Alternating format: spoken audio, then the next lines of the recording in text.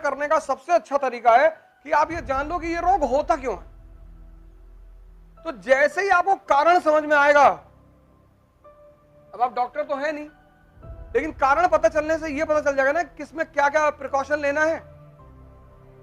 बस अब मैं जब मैं घूमने आया था उस वक्त 12 बज रहा था एग्रीकल्चर इंस्टीट्यूट में। तो इन लोगों ने हमसे कहा कि यार अब दोपहर में कहाँ घूमने जाएंगे। हमने कहा तब खाना नहीं खाएंगे। मेरा नियम है, नो एक्सरसाइज नो फूड। जिस दिन एक्सरसाइज नहीं करेंगे उस दिन खाना नहीं खाएंगे, उस दिन व्रत रखेंगे,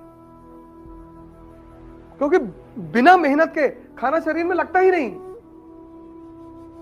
कोई सौभाग्य से आज हमारे पास थोड़ा सा पैसा है तो अच्छा खाना मिल रहा है, तो उस अच्छे खाने को हजम भी तो करना है।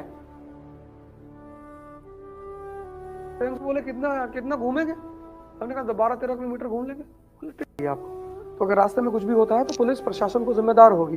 तो बड़ा अच्छा राजनीतिक अनुभव दिया उन्होंने मुझे। तो बड़े प्यारे आदमी, सुबह अपना पूरा खाने पीने का व्यवस्था कराया।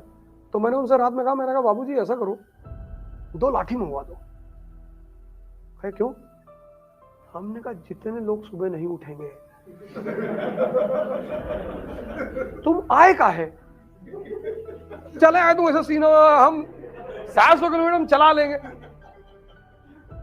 11 लोग लेट गए रात में और सबकी उम्र 22 साल 23 साल। मैं बाबूजी लाठी मंगवा दो। तो रात में हमको 2 लाठी मंगा के दी। लाठी रख दिया।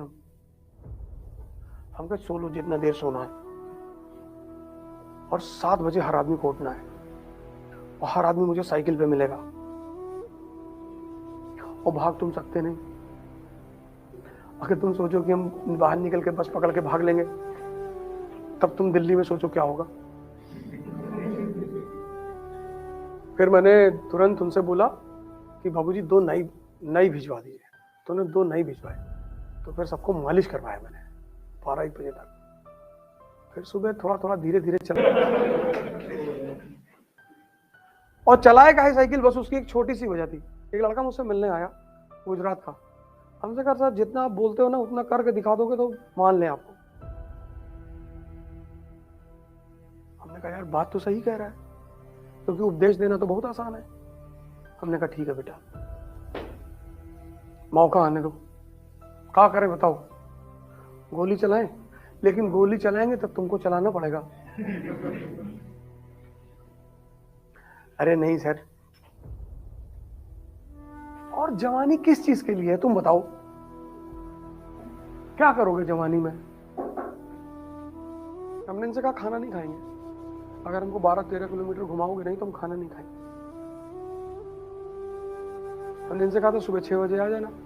अब सब 2-3-4 बजे तक सब लोग जगे, तो अब 6 बजे उठने का सवाल ही नहीं, लेकिन घूमना तो वही है। तुमने कैसा करो, कानपुर से चलो उन्नाव तक घूम आते हैं। कहे उन्नाव तक जाएंगे तो सेमिनार कब होगा? उन्नाव कितनी दूर है? 40 किलोमीटर है।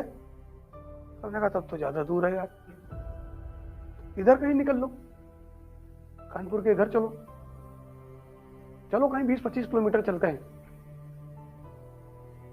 तुम अपने से हारते हो, अपने से। तुम बाहर से नहीं हारते।